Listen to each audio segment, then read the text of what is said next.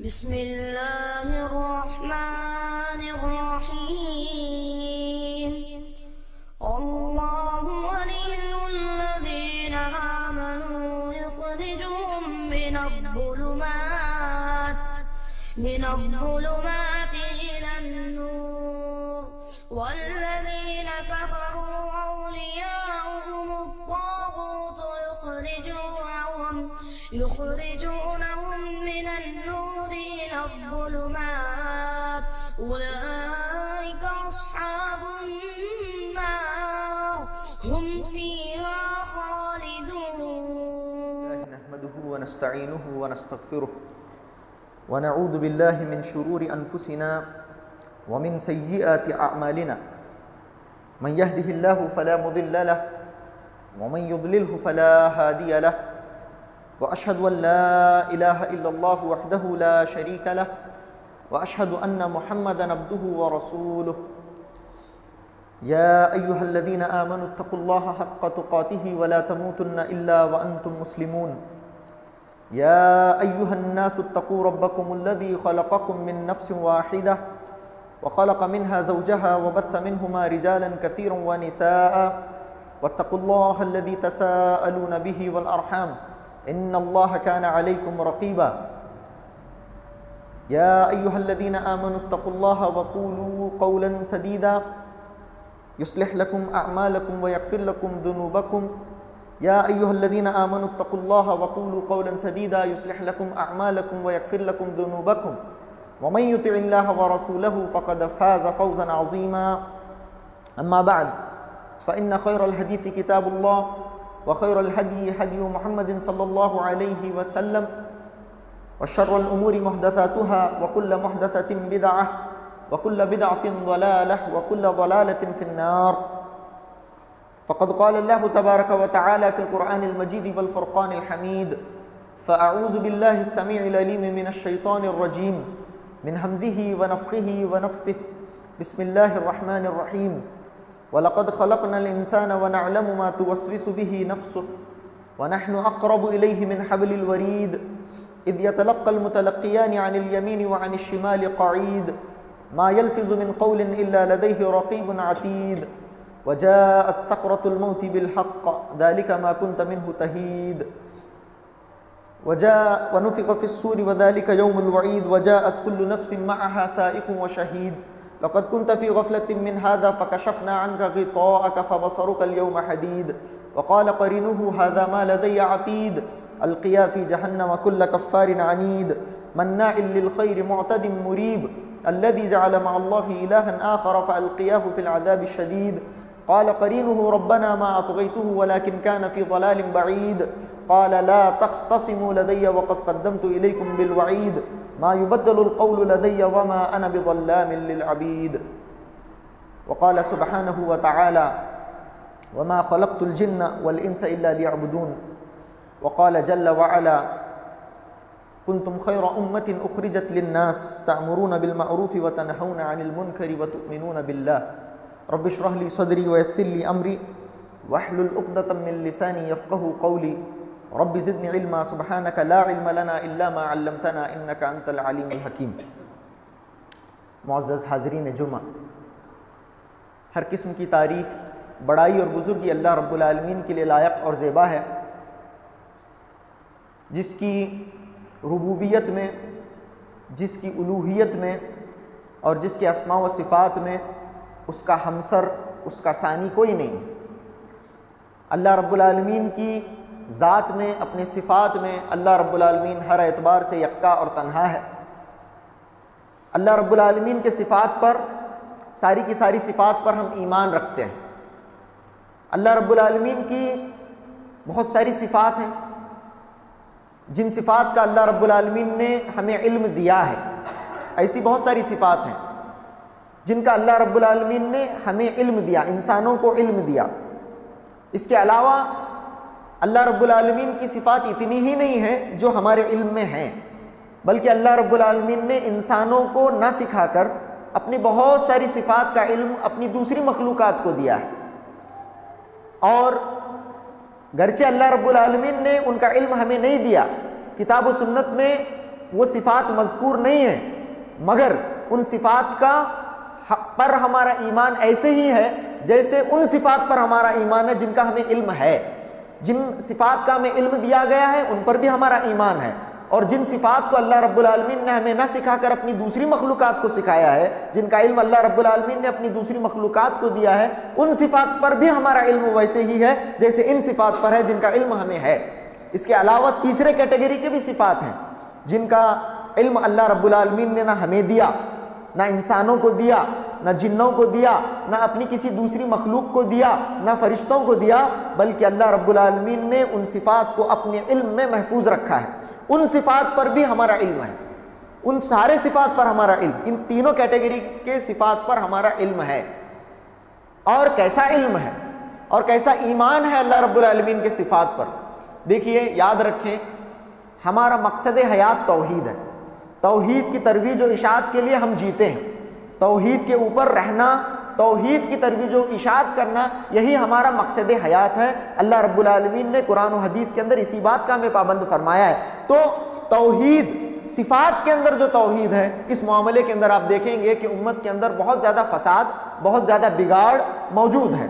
صفات کے اندر جو اللہ رب العالمین کے اسماء و صفات کے اندر جو توحید ہونی چاہیے، اللہ رب العالمین کے صفات پر ہمارا ایمان ہے۔ کیسا ایمان ہے؟ یہ بہت امپورٹنٹ چیز ہے۔ پہلی بات تو یہ تین طرح کی صفات۔ دوسری بات، اللہ رب العالمین کے صفات پر ہمارا ایمان ہے بلا تعطیل۔ بلا تعطیل ہم اللہ رب العالمین کے صفات پر ایمان رکھتے ہیں، یعنی معتزلہ کی طرح، دوسرے گمراہ فرقوں کی طرح اللہ رب العالمین کے صرف 7 صفات کو لینا اور اس کے علاوہ جتنی باقی کی جو صفات ہیں ان کا انکار کرنا، یہ ہمارا کام نہیں ہے۔ اللہ کی کسی بھی صفت کا ہم انکار نہیں کرتے، پہلی بات۔ اللہ رب العالمین کے صفات پر ہمارا ایمان بلا تعطیل۔ دوسرا، اللہ رب العالمین کی صفات پر ہمارا ایمان بلا تعویل۔ تعطیل کی چھوٹی بہن، تعطیل کا چھوٹا بھائی، تعطیل کا فیملی ممبر ایک ہے، ایک سوفسٹیکیٹڈ ٹرم جسے ہم تعویل کہتے ہیں۔ جو آدمی کے اندر اتنی ہمت نہیں ہوتی، اتنی جرت نہیں ہوتی کہ وہ کھلے سے انکار کرے، وہ ایک پتلی گلی پکڑتا ہے، دوسرا راستہ پکڑتا ہے، اس دوسرے کا نام ہے تعویل۔ تعویل کرنا، اس صفات کا ظاہری طور پر تو ڈائریکٹ اسٹریٹ اوے وہ انکار نہیں کر رہا ہے، لیکن وہ ایک دوسرا چور راستہ اختیار کر رہا ہے جسے ہم تعویل کہتے ہیں۔ اس سے بھی ہم بری ہیں، تعویل سے بھی ہم بری ہیں۔ اللہ کی کوئی صفت کا ہم انکار نہیں کرتے، کسی صفت کے اندر ہم تعطیل نہیں کرتے۔ تعطیل تو چھوڑو، اللہ رب العالمین کی کسی صفت کے اندر ہم تعویل بھی نہیں کرتے۔ جہاں پر اللہ رب العالمین نے کہا ہے کہ اللہ رب العالمین کے ہاتھ ہیں، تو اللہ رب العالمین کے ہاتھ کو ہم مانتے ہیں، لیکن ہاں یہ الگ بات ہے، آگے کی دوسری باتیں، آگے کی 2 چیزیں اور ہیں۔ اللہ رب العالمین کی صفات میں ہم تشبیہ نہیں دیتے، اور اللہ رب العالمین کی صفات میں ہم تمثیل بیان نہیں کرتے۔ اللہ رب العالمین کی صفات کی تشبیہ دینا، کسی کو اللہ رب العالمین کی، اللہ کی کسی صفت کو لینا اور کسی مخلوق کی صفت کو لے کر کمپیریزن کرنا، نہیں، بہت بڑی جرت۔ اور تیسری اور چوتھی چیز، تمثیل بیان کرنا، اللہ رب العالمین کے بارے میں مثال بیان کرنا، مثال کے طور پر، یہ بھی نہیں۔ 4 چیزیں یاد رکھیں، آج کے اس خطبے سے لے کر جائیں کہ اللہ رب العالمین کے سارے صفات پر ہمارا ایمان ہے۔ کیسا؟ نمبر 1، بلا تعطیل، کسی صفات کا ہم انکار نہیں کرتے۔ تینوں کیٹیگری کے صفات، جن کا ہمیں علم ہے، جن کا ہمیں علم نہیں، جن کا علم دوسری مخلوقات کو ہے، جن کا علم صرف اللہ رب العالمین کو ہے، تینوں کیٹیگریز کے صفات پر ہمارا ایمان ہے، پوری طرح سے ایمان ہے، بلا تعطیل ہے، بلا تعویل ہے۔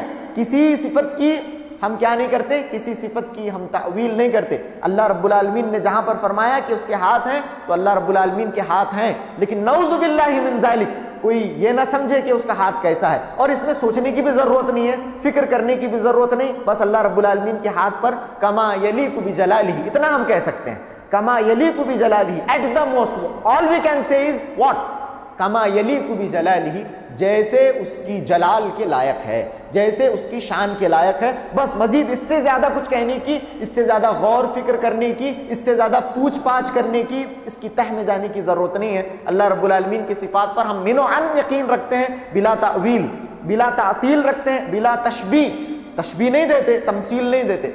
آج میں نے اس سے پہلے بھی کہیں پر بیان کیا تھا، عام طور سے ہمارے معاشرے میں آپ دیکھتے ہیں ایک مثال ہے جو لوگوں کی زبان پر چڑھی ہوئی ہے۔ عام طور سے لوگ کہتے ہیں اللہ رب العالمین بہت رحم کرنے والا ہے، اللہ رب العالمین بہت رحم والا ہے۔ کتنا رحم والا ہے؟ اللہ رب العالمین 70 ماؤں کی محبت رکھنے والا ہے۔ نعوذ باللہ من ذالک، اللہ کی شان میں بہت بڑی گستاخی ہے۔ سامنے والا سمجھ یہ رہا ہے کہ میں اللہ رب العالمین کی شان بڑھا رہا ہوں، اللہ رب العالمین کی شان بڑھا رہا ہوں، بہت بڑی گستاخی کر رہا ہے، بہت بڑی جرت ایک آدمی کر رہا ہے اگر وہ یہ کہہ رہا ہے کہ اللہ رب العالمین 70 ماہوں کی محبت رکھتا ہے۔ اللہ رب العالمین بعض کہتے 70 ماہوں سے زیادہ کی محبت ہے، بابا تو پریشان مت ہو، اللہ رب العالمین 70 ماہوں سے زیادہ کی، بہت بڑا جھوٹ، اللہ رب العالمین کی شان میں بہت بڑی گستاخی ہے۔ ہم سب سے پہلے تو اللہ رب العالمین کی محبت کو، اللہ رب العالمین کی رحمت کو کمپیئر کر رہے ہیں، تشبیہ دے رہے ہیں، تمثیل بیان کر رہے ہیں ماؤں کی محبت۔ اس سلسلے میں ایک حدیث بیان کرتا ہوں، آپ کے علم میں ہوگی بھی، بخاری کی حدیث ہے، کتنی زبردست حدیث ہے، اور جو اس حدیث کو معلوم کر لے، جس کے علم میں یہ حدیث آ جائے، وہ کبھی بھی اللہ رب العالمین کی ذات میں کوئی تمثیل بیان کرنے کی، تشبیہ بیان کرنے کی جرت نہیں کرے گا۔ کیا حدیث ہے؟ اللہ رب العالمین نے، اللہ کے نبی علیہ الصلوۃ والسلام فرماتے ہیں جعل اللہ الرحمۃ 100 جزء، اللہ رب العالمین نے رحمت بنائی، رحم اللہ رب العالمین نے بنایا، اور اللہ رب العالمین نے جب رحم کو بنایا، رحمت کو جب اللہ رب العالمین نے بنایا تو اسے ڈیوائیڈ کیا۔ اللہ رب العالمین نے رحم کو، رحمت کو ڈیوائیڈ کیا کتنے اجزاء میں، کتنے حصوں میں؟ اللہ رب العالمین نے 100 حصوں میں رحمت کو ڈیوائیڈ کیا۔ جعل اللہ الرحمۃ 100 جزء، اللہ رب العالمین نے رحمت کو 100 حصوں میں تقسیم کیا۔ فَأَمْسَكَ عِنْدَهُ 99 جُزْءً، اللہ رب العالمین نے 99 حصے اپنے پاس رکھے ہیں، اللہ رب العالمین نے 99 حصے اپنے پاس رکھے۔ وَأَنزَلَ فِي الْأَرْضِ جُزْءًا وَاحِدًا، اور زمین پر اللہ رب العالمین نے ایک جز نازل فرمایا ہے۔ حضرت آدم علیہ السلام سے لے کر قیامت کی صبح تک پیدا ہونے والے آخری انسان تک جتنی بھی محبتیں ہیں دنیا کے اندر، جتنی مائیں ہیں، میری ماں ہو، آپ کی ماں ہو، جو وہ ہم سے محبتیں کرتی ہیں، اور دنیا کے اندر جتنی بھی جانور موجود ہیں، ہر جانور جو اپنی بچے سے محبت کرتا ہے، یہاں کے ایک حقیر جانور بھی جسے آدمی دیکھنا بھی مناسب نہیں سمجھتا، وہ جانور بھی اپنے بچوں سے محبت کرتا ہے۔ اور اللہ کے نبی نے مزید اس حدیث میں فرمایا کہ حافر، ایک ایسا جانور جس کے کھر ہیں، وہ اپنے بچے کو کھندلتا نہیں ہے، اپنے بچے کو اپنے پیروں تلے کھندلتا نہیں، اسے اس بات کا احساس ہے کہ میرا بچہ میرے پیروں میں ہے، محبت کرتا ہے اپنے بچے سے۔ یہ محبت بھی اسی ایک جز کا نتیجہ ہے جو اللہ رب العالمین نے زمین پر نازل فرمائی، ایک جز میں۔ یتراحم الخلائق، جتنے بھی خلائق ہیں، صرف انسان نہیں، صرف جن نہیں، دوسرے تمام کی تمام مخلوقات کے اندر آپس میں جو رافت ہے، جو الفت ہے، جو محبت ہے، جو رحمت ہے، صرف اسی ایک جز کا نتیجہ ہے قیامت کی صبح تک، اسی ایک جز کا، باقی کے 99 حصے۔ اور آپ دیکھتے ہیں ایک آدمی کو اپنی اولاد سے کس قدر محبت ہے، دنیا کے اندر بھائی کو بھائی سے کس قدر محبت ہے، دنیا کے اندر محبتوں کا عالم دیکھیں۔ جانور کے اندر آپ دیکھیں گے بعض جانور، جب ایک شکاری جانور آتا ہے اور اس کے بچے کو اوپر گھات لگاتا ہے تو ایک ہرن کو اس بات کا احساس ہے کہ یہ وہ وقت ہے جہاں پر مجھے اپنی جان کی قربانی دینی ہوگی اور میرے بچے کی جان کی حفاظت کرنی ہوگی۔ کس قدر محبت ہے اس ہرن کو اپنے بچے سے۔ یہ محبت بھی اسی ایک جز کا نتیجہ ہے، اسی ایک جز کا نتیجہ ہے۔ سبحان اللہ، کتنی ماہیں آئی ہیں اس کے اندر، حضرت آدم علیہ السلام سے لے کر قیامت کی صبح تک کتنی ماہیں آئیں۔ اب یہاں پر ہی 70 سے زیادہ لوگ موجود ہوں گے، تو یہاں پر تو 70 مائیں صرف یہاں اس مسجد کے اندر، ہم سب کی ماؤں کو اگر ہم ملا لیں، آج پوری دنیا کے اندر کتنی مائیں ہیں، کتنی مائیں تھیں، قیامت کی صبح تک کتنی مائیں آئیں گی۔ یہ سب کے سب مائیں جو محبت کرتی ہیں اپنی اولاد سے، صرف ایک جز رحمت کا نتیجہ ہے، لیکن ہم کہتے ہیں اللہ تعالیٰ 70 ماؤں سے زیادہ محبت کرنے والا ہے۔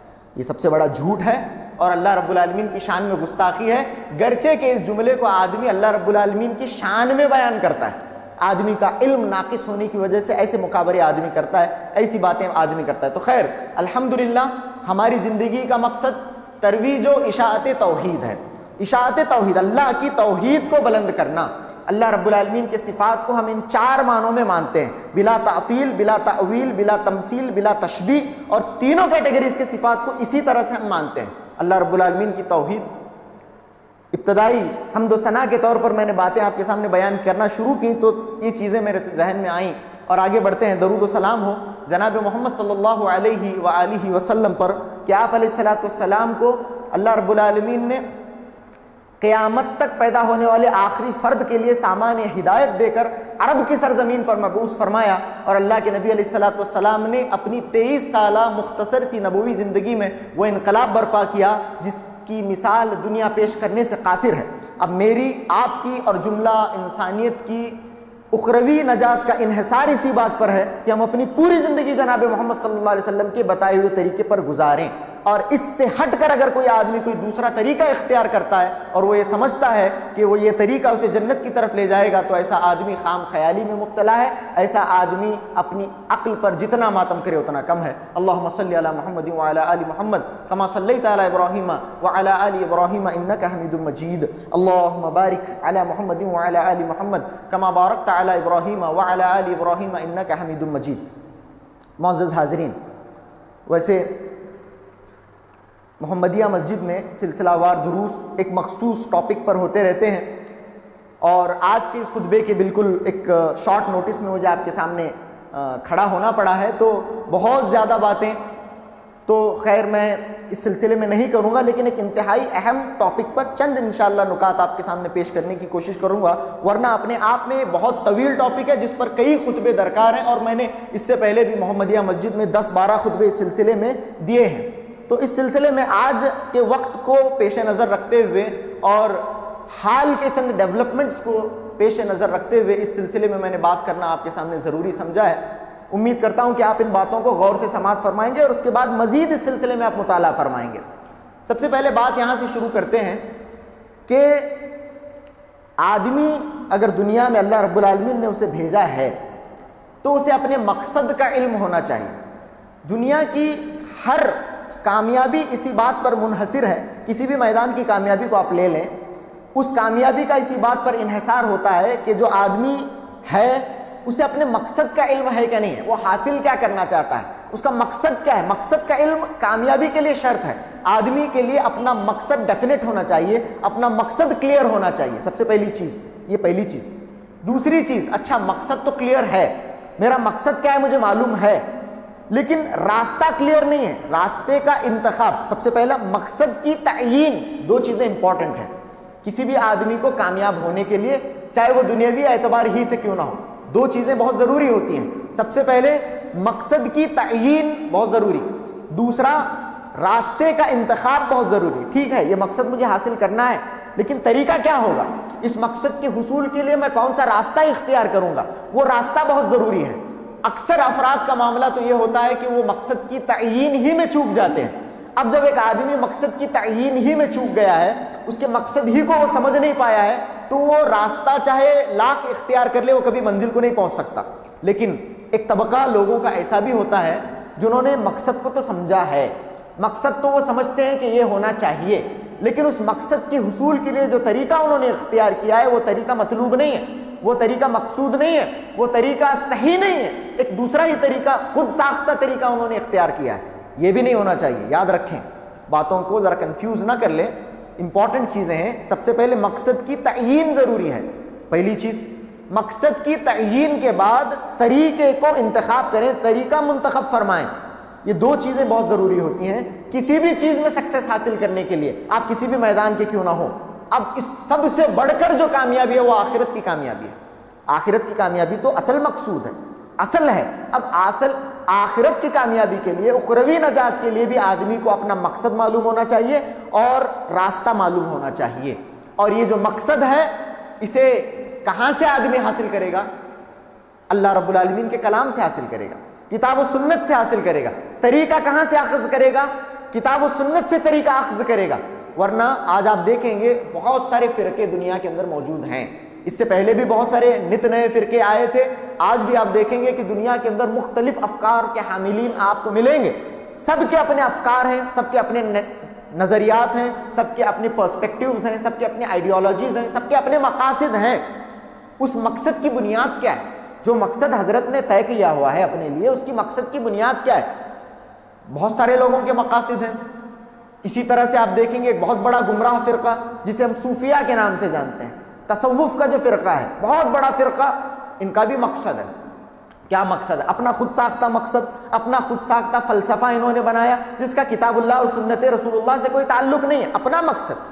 یہیں پر آدمی چوک جاتا ہے، جہاں پر اسے مقصد کی تعیین کرنی تھی وہاں پر اسے کتاب اللہ میں اپنا مقصد تلاش کرنا تھا، وہیں پر اللہ رب العالمین کی کتاب اور اس کے رسول کے طریقے میں اسے اپنے مقصد کے حصول کا راستہ تلاش کرنا تھا، لیکن اس نے خود ساختہ فلسفے گھڑے۔ صوفیہ نے ایک مقصد پیش کیا، کیا مقصد؟ اللہ جو رب ہے وہ سمندر ہے، رب کیا ہے؟ فلسفہ، اس کا کتاب و سنت سے کوئی تعلق نہیں۔ رب کیا ہے؟ سمندر ہے اور میں بندہ قطرہ ہوں. میرا مقصد کیا ہے؟ میں قطرہ ہوں، اللہ سمندر ہے. میرا مقصد یہ ہے کہ میں سمندر میں مل جاؤں. قطرہ کیا ہو جائے؟ سمندر میں مل جائے جہاں رب اور بندے میں کوئی فرق باقی نہیں. نعوذ باللہ ثم نعوذ باللہ من ھذا. اتنا خطرناک عقیدہ. رب سمندر ہے اور میں قطرہ ہوں اور میرا مقصد ہے اس قطرے میں فنا ہو جانا، اس سمندر میں فنا ہو جانا. اس طرح کہ آپ دیکھیں گے مختلف نظریات، مختلف افکار، مختلف فلسفے لوگوں نے گھڑے، مختلف مقاصد لوگوں نے گھڑے، جن کا کتاب اللہ اور اللہ کے رسول علیہ الصلوۃ والسلام کی تعلیمات سے کوئی واسطہ نہیں. یہ تو صوفیاء کے بارے میں نے کہا. آج کے اس دور میں مختلف اس طرح کے افکار ہیں. ایک اس طرح کی جو فکر ہے، اس کے اندر ایک فکر کے سلسلے میں مجھے آپ کے سامنے بیان کرنا ہے. مقصد کیا ہونا چاہیے؟ جس طرح سے صوفیاء نے یہ مقصد گھڑا، تو بعض لوگوں نے جو اپنے آپ کو موحد بھی کہتے ہیں، اور آپ دیکھیں گے دنیا کے اندر ایک آدمی قبر پرست ہے، بہت جلدی پہچانا جاتا ہے. ایک آدمی بدعقیدہ ہے، آپ اسے پہچان لیں گے، یہ بدعقیدہ آدمی ہے، یہ قبر پرست آدمی ہے، یہ آدمی دوسرے فرقوں سے اس کا تعلق ہے. لیکن یہ فرقہ جس کے بارے میں آپ کے سامنے بیان کر رہا ہوں، ایسے افکار کے حاملین کو پہچاننا بہت مشکل ہو جاتا ہے. کون سے لوگ ہیں؟ جن کا مقصد ہے حکومت الہیہ کا قیام. یہ امپورٹنٹ ہے. یہ بات جو میں نے آپ کے سامنے چند لمحات کے لیے کرنی ہے وہ ہے ان کا مقصد انہوں نے کیا بنا لیا ہے؟ اللہ کی حکومت کو قائم کرنا. ہم جس زمین پر ہیں وہاں ہم اس بات کی تگ و دو کریں گے، اس بات کی کوشش کریں گے کہ یہاں پر حکومت الہیہ نافذ ہو. اب نئی ٹرمنالوجی کے اندر، اپنی کتابوں کے اندر انہوں نے دوسرا ٹرم لکھنا شروع کر دیا ہے، وہ ہے اقامت دین کی تگ و دو، اقامت دین کی کوشش. ہم جس بھی ملک میں ہیں یہاں پر ہم اس بات کی کوشش کریں گے کہ یہاں پر اقامت دین ہو، یہاں پر اس دین کو قائم کیا جائے اور حکومت الہیہ کو نافذ کیا جائے. یہ وہ مقصد ہے میرے بھائیوں جو اللہ رب العالمین نے ہمیں نہیں دیا ہے. یہ خود ساختہ مقصد ہے، اس کا کتاب و سنت سے تعلق نہیں ہے. حکومت الہیہ کا قیام کرنا، جبکہ اللہ رب العالمین نے قرآن مجید کے اندر واضح طور پر یہ بات بتا دی ہے. واضح طور پر کیا بتایا؟ وَمَا خَلَقْتُ الْجِنَّ وَالْإِنسَ إِلَّا لِيَعْبُدُونَ. میں نے انسانوں اور جنوں کو نہیں پیدا کیا. یہاں پر اللہ رب العالمین نے جو نفی سے اللہ رب العالمین نے یہ صیغہ استعمال کیا ہے، یہ جو اسلوب اللہ رب العالمین نے استعمال کیا ہے، یہ اپنے آپ میں بہت ہی بلیغ اسلوب ہے. اللہ رب العالمین اگر چاہتا تو اس طرح بیان کر سکتا تھا کہ میں نے انسانوں اور جنوں کو اس لیے بنایا ہے کہ وہ میری عبادت کریں، لیکن اللہ رب العالمین نے نفی سے استثناء کا صیغہ استعمال کیا. کہا میں نے انسانوں اور جنوں کو نہیں بنایا، میں نے انسانوں اور جنوں کو نہیں بنایا مگر اس لیے کہ وہ میری عبادت کرے. معلوم یہ ہوا کہ انسانیت کی کریشن کا سول پرپز، اللہ رب العالمین کا جو کریشن پلان ہے اس کا سول مقصد یہ ہے کہ آدمی اللہ رب العالمین کی عبادت کرے. ہم اس زمین پر اگر ہیں تو اللہ رب العالمین کی عبادت ہمارا مقصد ہے. اللہ رب العالمین کی عبادت کیسی ہے؟ وما امروا الا ليعبدوا الله مخلصین له الدین. اللہ رب العالمین کی عبادت کیسے کریں؟ دین کو اس کے لیے خالص کرتے ہوئے، توحید کو اختیار کرتے ہوئے اللہ رب العالمین کی عبادت کرنا، یہ ہمارا مقصد ہے اس دنیا کے اندر بھیجے جانے کا، پیدا ہونے کا. یہ قرآن مجید سے ہم نے ثابت کیا، قرآن مجید سے ثابت اس بات کو کیا گیا. یہ آپ دیکھیں گے اجتماعی سطح پر، اجتماعی انفرادی سطح پر اگر میں دیکھوں گا کہ میرا مقصد کیا ہونا چاہیے، انفرادی سطح پر میرا مقصد ہے اللہ کی عبادت، ایک چیز. اجتماعی سطح پر اللہ رب العالمین نے جو قرآن مجید کے اندر فرمایا، کیا کہا؟ جو میں نے آیت آپ کے سامنے پڑھی، اللہ رب العالمین کہتا ہے کنتم خیر امت اخرجت للناس. تم سب سے بہترین امت ہو، تم خیر امت ہو، تم کو لوگوں کے لیے اللہ رب العالمین نے اٹھایا ہے. کس لیے اٹھایا ہے؟ تاکہ تم حکومت الہیہ کا قیام کر سکو، تاکہ تم اقامت دین کر سکو، تاکہ تم حکومتوں کے خلاف آواز اٹھا سکو، تاکہ تم جنگ کا بازار گرم کر سکو. نہیں، اللہ رب العالمین نے فرمایا تم کو اللہ رب العالمین نے اس لیے اٹھایا ہے تأمرون بالمعروف وتنہون عن المنکر. تم بھلائی کی طرف لوگوں کو بلاؤ. when it comes to بھلائی، پرائیورٹی کسے حاصل ہے؟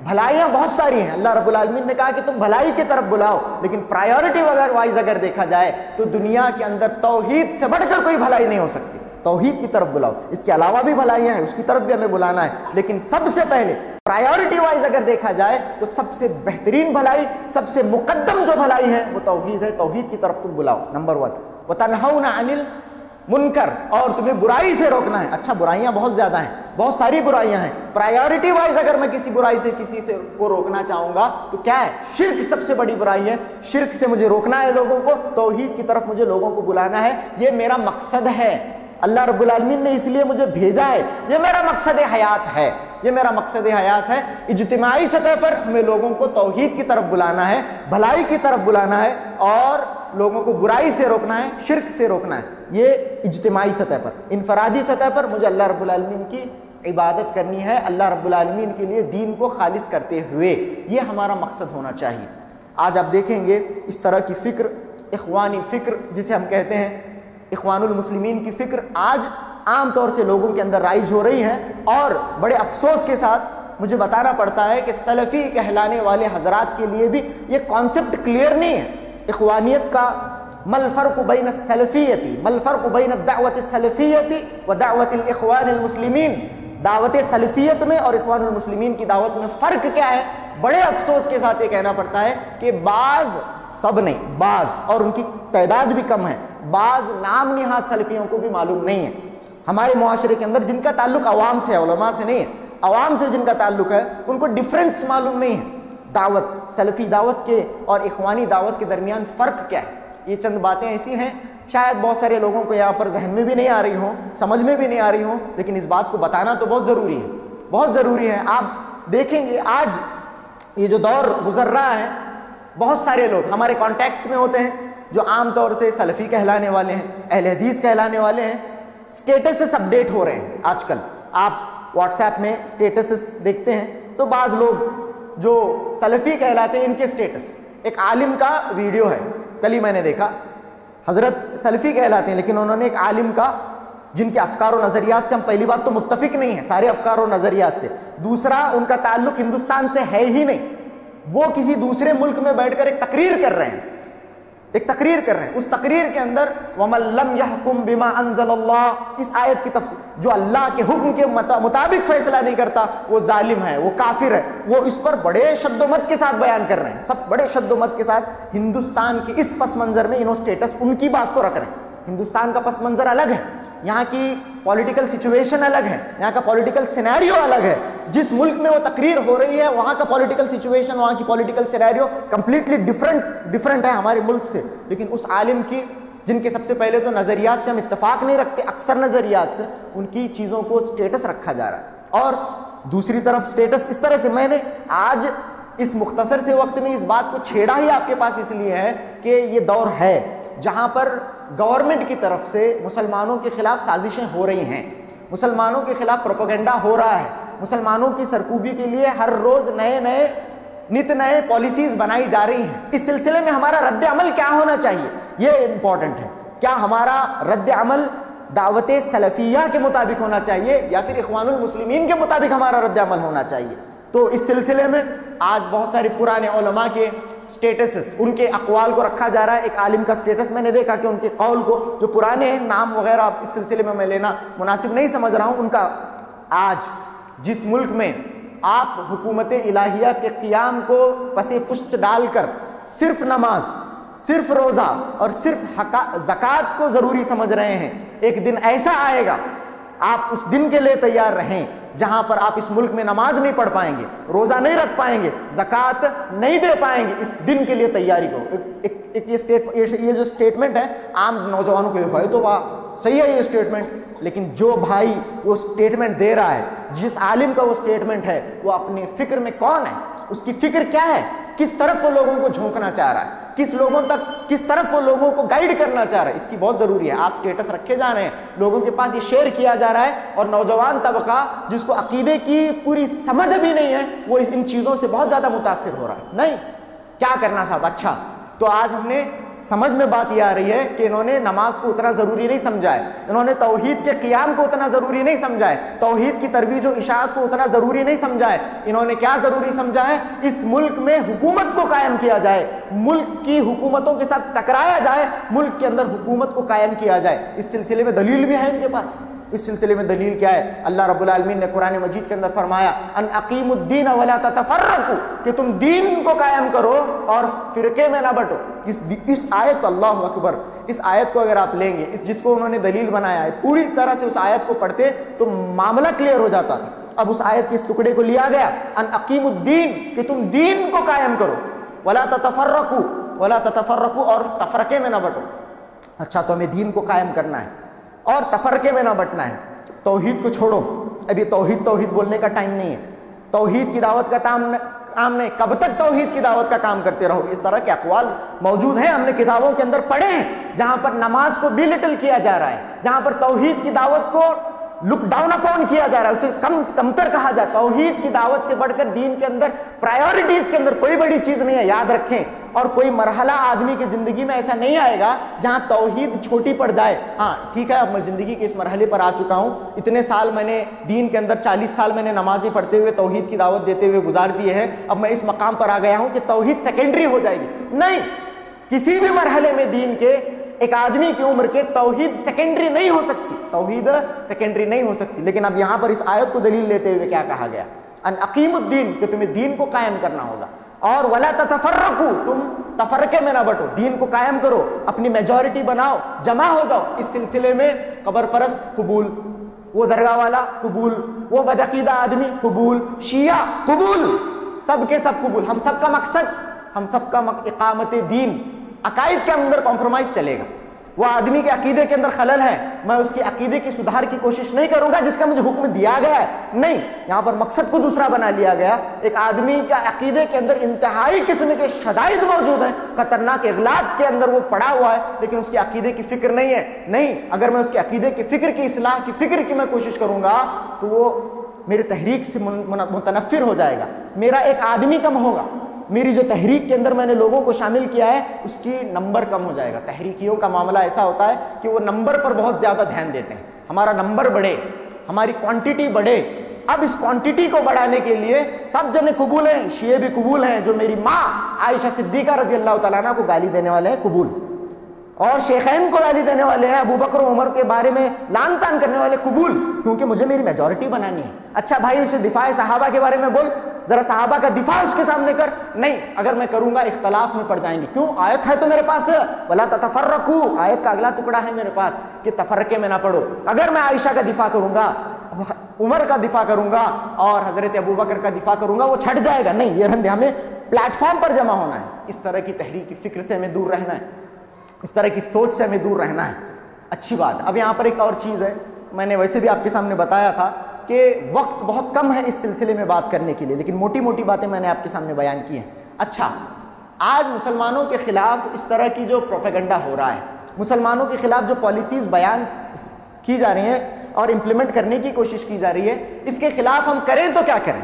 ہمیں کرنا تو کیا چاہیے؟ اگر آپ یہ کہتے ہیں کہ اس طرح سے ان لوگوں کے ساتھ ہو کر محاذ چھیڑنا نہیں ہے، محاذ چھیڑنا نہیں ہے، اعلان جنگ نہیں کرنا ہے، ہم اس ملک میں امن کے علمبردار ہیں۔ یاد رکھیں، 3 بار اس بات کو دہراتا ہوں، ہم اس ملک میں امن کے علمبردار ہیں، ہم اس ملک میں امن کے علمبردار ہیں۔ اگر ہمارے خلاف کوئی سازش ہو رہی ہے، کوئی پالیسی ہمارے اگینسٹ امپلیمنٹ کرنے کی لوگ کوشش کر رہے ہیں، تو ہم کیا کریں گے؟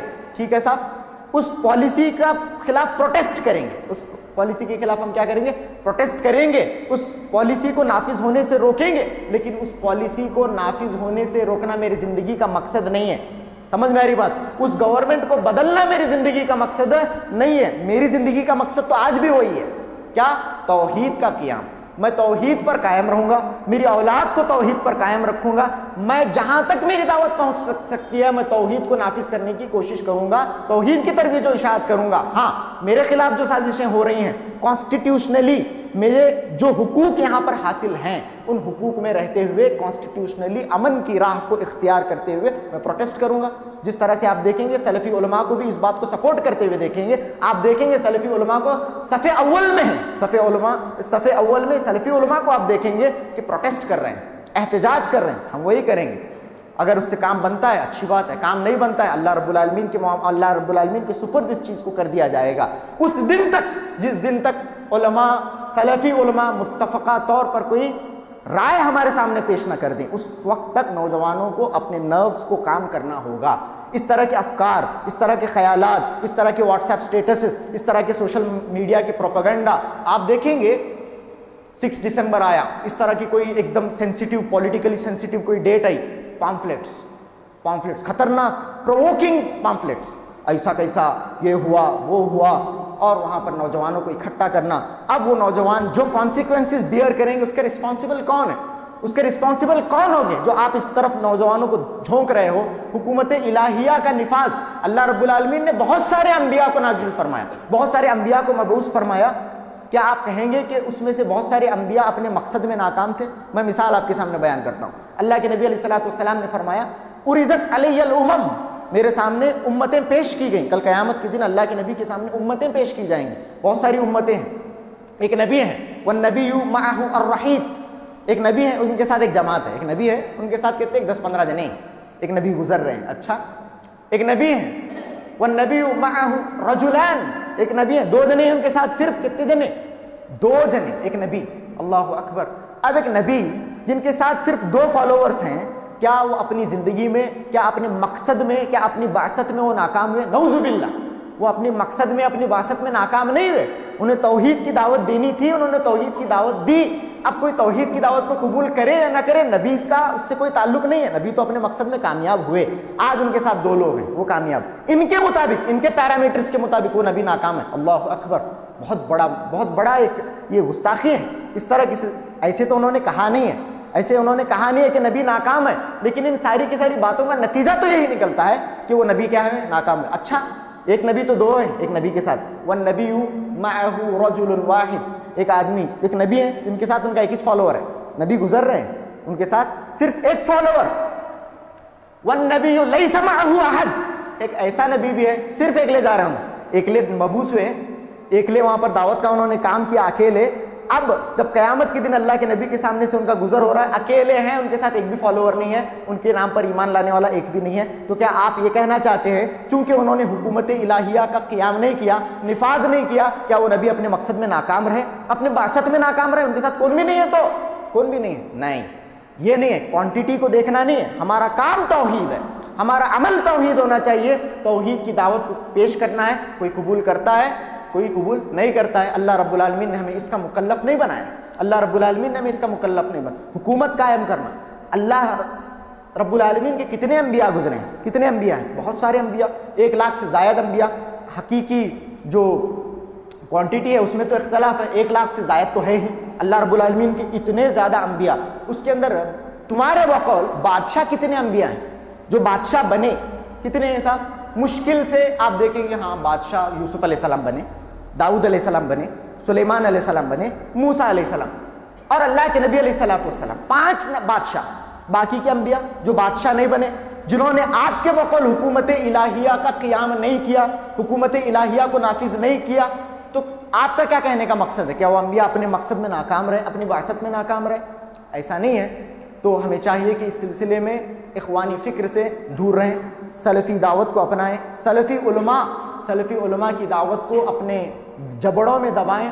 اور آپ دیکھیں دین کے اندر نت نئے روزانہ فرقے نکل رہے ہیں، نت نئے آپ دیکھیں گے کہ یوٹیوب پر سپیکرز آتے ہیں، نئے نئے ایجنڈاز کے ساتھ سپیکرز آ رہے ہیں. ایک نوجوان کا معاملہ تو ایسا ہی ہوتا ہے کہ جو اسے اچھا لگے، جس کی لینگویج اسے پسند آئے، جس کا طریقہ اسے پسند آئے، تو نوجوان بہت جلد متاثر ہو جایا کرتے ہیں. ایسے سلسلے میں آپ کو میں کہوں گا کہ آپ سلفی منہج کو، اور یاد رکھیں کہ میں کسی فرقے کی طرف آپ کو نہیں بلا رہا ہوں. یاد رکھیں کہ دعویٰ السلفیہ یہ کوئی فرقہ نہیں ہے، یہ ایک منہج ہے، ایک میتھڈ ہے. کس کا میتھڈ ہے؟ یہ میتھڈالوجی ہے. کس کی؟ صحابہ کی میتھڈالوجی ہے. اس کی طرف آپ کو بلایا جا رہا ہے، اس دعوت کی طرف آپ کو بلایا جا رہا ہے، کسی فرقے کی طرف آپ کو بلایا نہیں جا رہا ہے. تو اس دور کے اندر ہمیں چاہیے کہ ہم اپنی فکر اس فکر کو بنائیں جو اللہ کے نبی علیہ السلام کی آخری فکر تھی. یہ حدیث بیان کر کے آپ کے سامنے بات کو ختم کرتا ہوں. اللہ کے نبی علیہ السلام کے آخری لمحات ہیں. حضرت عائشہ رضی اللہ تعالیٰ عنہ، حضرت عبداللہ بن عباس رضی اللہ تعالیٰ عنہ اس حدیث کے راوی ہیں. حضرت عائشہ رضی اللہ تعالیٰ عنہ کہتی ہیں کہ اللہ کے نبی علیہ السلام کو بہت تکلیف ہو رہی ہے. آپ علیہ السلام کبھی چہرے پر کپڑا ڈالتے ہیں، کبھی اس کپڑے کو نکالتے ہیں، کبھی ڈالتے ہیں، کبھی اس کپڑے کو نکالتے ہیں. بہت تکلیف میں اللہ کے نبی علیہ السلام مبتلا ہیں. اللہ کے نبی علیہ السلام کے زبان مبارک پر یہ کلمات جاری ہوتے ہیں جو ہماری زندگی کا مشن ہونا چاہیے۔ اللہ کے نبی نے فرمایا صلی اللہ علیہ وسلم لعن اللہ علی الیہود والنصارى، اللہ کی لعنت ہو یہود و نصارہ پر، اتخذوا قبور انبیائہم مساجد، جنہوں نے اپنے انبیاء کی قبروں کو مسجدیں بنا لیا، جنہوں نے اپنی انبیاء کی قبروں کو مسجد۔ آخری دور میں، آخری وقت میں اللہ کے نبی علیہ السلام نے یہ نہیں کہا میری امت کو میں یہ بولتا ہوں کہ وہ حکومت الہیہ کے نفاذ کے لیے تگ و دو کریں، کوششیں کریں، ان لوگوں کے اوپر لعنت ہے جنہوں نے یہ کوشش نہیں کی۔ نہیں، اللہ کے نبی نے فرمایا کہ شرک کو روکو، شرک کو روکو، یہاں تک کہ کسی نبی کی قبر کو بھی مسجد نہیں بنایا جا سکتا، کسی نبی کی قبر کو بھی سجدہ گاہ نہیں بنایا جا سکتا، تو کسی سو کالڈ ولی کی قبر کو کیسے سجدہ گاہ بنایا جا سکتا ہے؟ یہ اللہ کے نبی علیہ السلام نے آخری دن اللہ کے نبی علیہ السلام نے یہ بات کہی ہے۔ تو یہ آج کے اس خطبے کا میرا پیغام آپ کے سامنے تھا۔ بہت ساری باتیں ہو سکتا ہے کہ آپ کے سمجھ میں نہ آئی ہوں، اور اگر آپ کی ذہن میں کوئی شک اس سلسلے میں ہے تو بعد میں بھی آپ رابطہ قائم کرتے ہوئے اور علماء سے رجوع کرتے ہوئے آپ ان چیزوں کو حل کریں۔ لیکن آج کے جو پروپیگنڈاز ہیں اس سلسلے میں، جو وائلنٹ میتھڈز ہیں جس کی طرف آج نوجوانوں کو بلایا جاتا ہے، پیمفلیٹس کے ذریعے ہو، سوشل میڈیا پوسٹس کے ذریعے ہو، میرے بھائیوں ان سے اجتناب کریں اور اپنے سنویدھانی دائرے میں رہتے ہوئے، امن کو قائم کرتے ہوئے آپ اپنے حق کے لیے لڑیں۔ اگر آپ کا کام ہوتا ہے بہت اچھی بات ہے، اگر نہیں ہوتا ہے تو اللہ رب العالمین تو ہمارا محافظ ہے ہی۔ تو آخر میں اللہ رب العالمین سے دعا ہے کہنے اور سننے سے زیادہ عمل کی توفیق عطا فرمائے۔ سبحان ربک رب العزة عما یصفون وسلام علی المرسلین والحمد للہ رب العالمین، وصلی اللہ علی نبینا محمد وآلہ وصحبہ وسلم تسلیما کثیرا۔